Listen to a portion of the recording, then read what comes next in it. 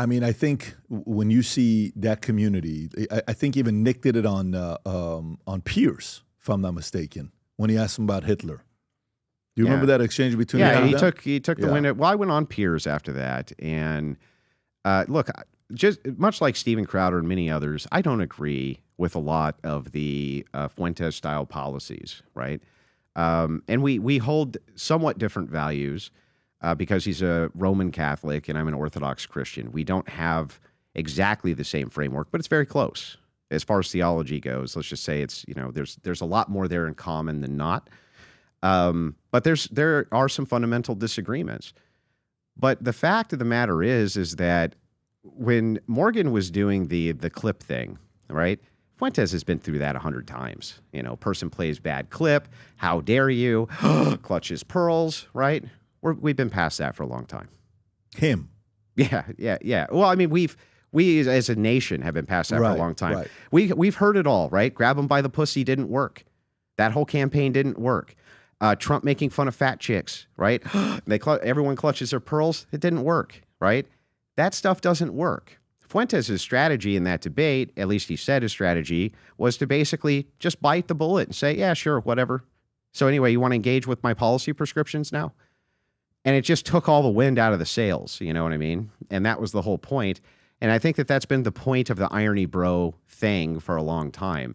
The whole thing is like, if you're gonna call us this, what happens if we go, okay, and embrace it, right? And then say, but what about the actual policies? Can you tell us what's unethical or what's bad or this or that, right? And the answer is no, they can't. They can't. Now, do I think optically that that's wise? No. But you know what? I mean, it seems to have worked fine for him. Yeah, you'll debate a lot of feminists on this whatever podcast that you. By the way, there was a guy that was on it a few years ago. I haven't seen him for 2 years. Do you know who I'm talking about? The good-looking guy that used to Chase. Chase. Yeah. Chase used to be with a girl named Eva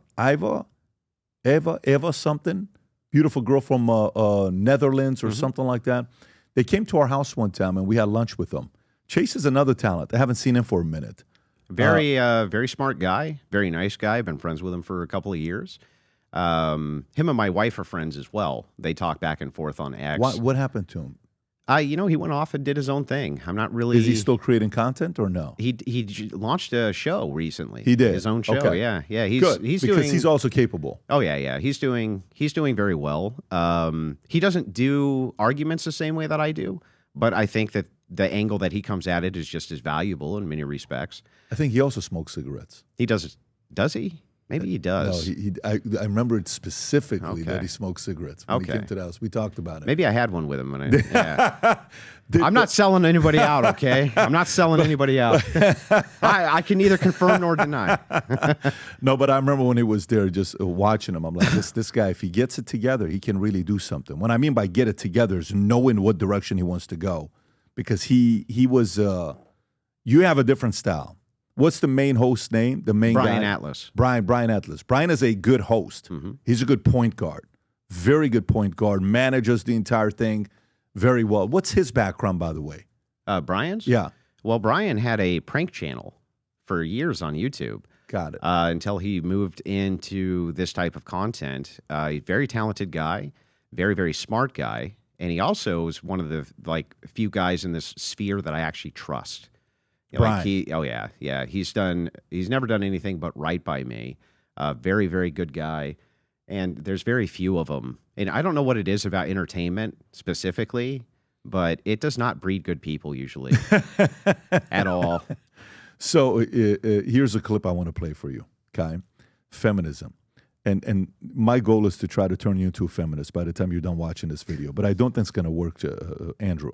So brace for impact. I'm ready. Open up your open-mindedness and see if this changes your mind. Vinny, have you seen this or no? I have not. Okay, first of all, you guys are going to love this clip. Go ahead, Rob. So refreshing. All right, here's that check for you, sir. Sir? First of all, do not assume my pronouns. Second of all, how dare you assume that because I'm a man that I'm going to be paying for this whole dinner? Women are fully capable of paying for themselves. Oh, I'm sorry. Do you want me to split the bill between you two then? Actually, why don't we do this so we can really drive this point home for you, because you're giving me very misogynistic vibes right now. Leave the entire bill, and she will pay for the entire thing because she is a strong, independent woman who does not need a man to provide for her. As a feminist woman, wouldn't you agree with that? Yeah, I guess. Okay. Yeah, in that case, here's the check, ma'am. I'm sorry. Okay. Canceled. I cannot believe how toxic that guy was. Right, so toxic. Oh my god, this is expensive. Oh, you got it. Give me a push, bitch! Give me a push! Yes! Are you gonna help me? Absolutely not. As a feminist man, I don't want to imply that you can't defend yourself just because you're a woman. Are you serious right now? Yeah, what? Yeah. All right. This. I'm dating a conservative. What a great clip. Oh, Right? 60 seconds. fight for Takes yourself. Do it. everything out. Yeah. You know what? You can pay for it. Yeah, and you can. And even the burglar was protect like, yourself. The burglar was like, wait, what? Yeah. No, I kind of want a conservative in my life is what I want. Probably 60% of the conversations with feminists revolve around the idea that video is trying to convey, which is where you can't have equality and equity, but then also demand privilege in society at the same time. And that's what those all are, aren't they? What he's really pointing out is you're getting all sorts of privileges that would never be afforded to me. It's instantly assumed I pay your bill. It's instantly assumed that I protect you. It's instantly assumed that you get the spot on the lifeboat if we're on the Titanic. This is all instantly just assumed. It's baked into the pie, right? Well, the thing is that if that's the case, what are men getting? This was my argument with, what's her name? Tommy Lauren, right? The idea and that was a huge viral clip on Piers Morgan as well with Tommy Lauren, where I took her to task on this very same concept. What was the topic? Well, in this case, we were discussing, she was basically saying that men are a bunch of sassy pants man babies now and this and that. And I took her to task on it and pointed out to her that, well, you'll see in the clip, I guess. Is this it? I believe so.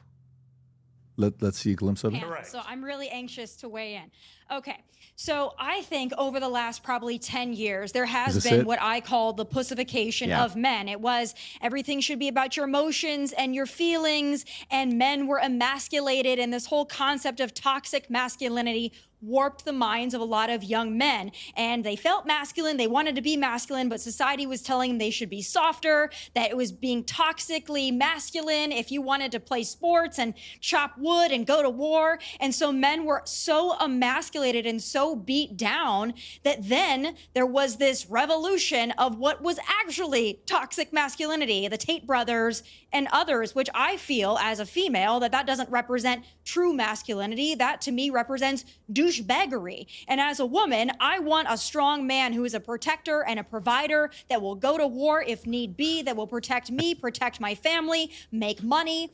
I see that as being actually masculine. That's like the man that I grew up with, my dad. But what we're seeing now is these young men who look at Andrew Tate and the Tate brothers, and they see somebody who's just quite frankly a douchebag and disrespects women.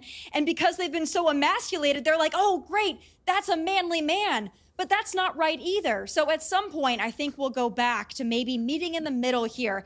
You can be a man who has feelings and emotions, but you can also go to war and protect and defend your family. I'm hoping that's not a girl, it's a guy. But the two extremes right gay now, guy, very they're gay guy. confusing men, and quite frankly, they're leaving women with few choices. And that's the real tragedy here. You see, I completely agree with you, but Andrew, you were shaking your head quite vigorously. Why?